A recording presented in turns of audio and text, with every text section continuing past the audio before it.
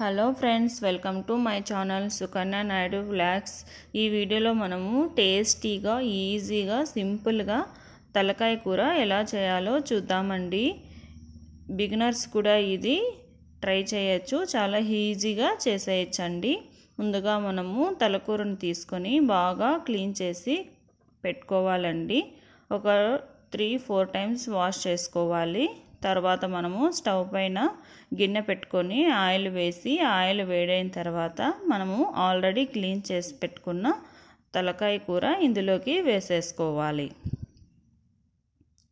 ఇప్పుడు ఇందులోకి మనము రుచికి సరిపడా ఉప్పు అలాగే పసుపు కూడా వేసుకొని బాగా కలుపుకోవాలి.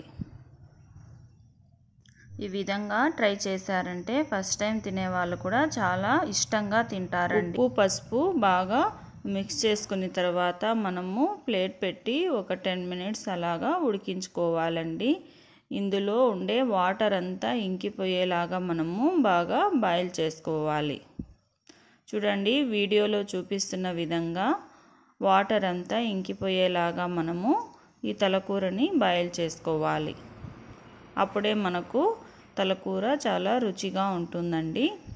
ఇంక ఇప్పుడు మనము ఇందులోకి కావలసిన మసాలా ప్రిపేర్ చేసుకునేద్దాం. అదేమిటంటే అల్లం కొద్దిగా, వెల్లుల్లిపాయలు కొద్దిగా, కొబ్బరి, మిరియాలు, జీలకర్ర, లవంగాలు, ఆనియన్ వేసి మిక్సీ పట్టుకోవాలి. అందులోకి కొత్తిమీర కూడా వేసుకొని మరొకసారి మిక్సీ పట్టుకోవాలి.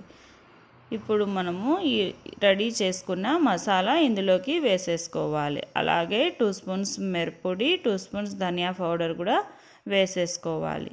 నేను ఇక్కడైతే తలకూర 1 కిలో ఉంటుందండి, అంత తీసుకున్నాను. దానికి ఈ మసాలా సరిపోతుందండి.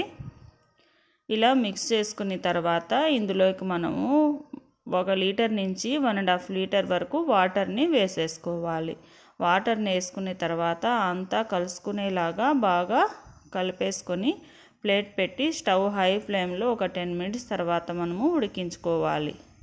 తర్వాత మనము చూడండి, కూర కొద్దిగా చిక్కుబడినట్టుంది కదండి. ఇప్పుడు మనము స్టవ్ సిమ్లో పెట్టుకొని లో ఫ్లేమ్లో ఒక 10 మినిట్స్ మన దాకా ఉడికించుకుంటే మనకు తలకాయ కూర రెడీ అయిపోయిందండి.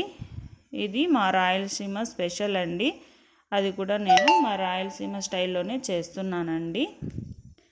మీరు కూడా ఈ విధంగా ట్రై చేసి ఎలా వచ్చిందో నాకు కామెంట్ చేయండి. ఈ వీడియో మీకు నచ్చినట్లయితే లైక్ చేయండి, షేర్ చేయండి, సబ్స్క్రైబ్ చేయండి. Thanks for your watching. Next వీడియోలో మళ్ళీ కలుసుకుందాం.